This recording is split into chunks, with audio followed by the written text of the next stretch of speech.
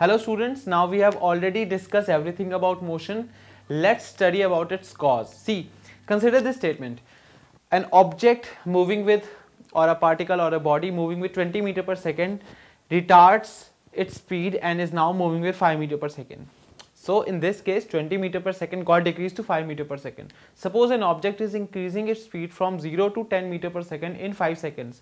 So in both the cases we can put the value of v, u and t and we can find the value of acceleration, right? But what exactly is the cause of their motion, the change in their velocity? There has to be some cause. This is what we have to study about, because every motion is always caused by a term called force. Without force, motions are not possible. So today we are going to start force, and before doing that I'll tell you one very basic thing, that there are fields of physics which you will be studying. You should know it by now before you go to higher classes.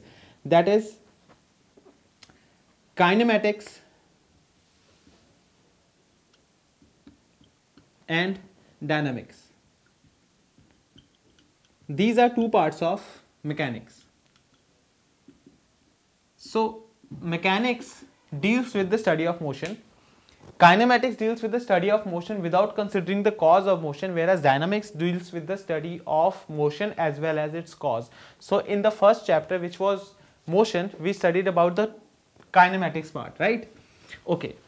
So what exactly is a force?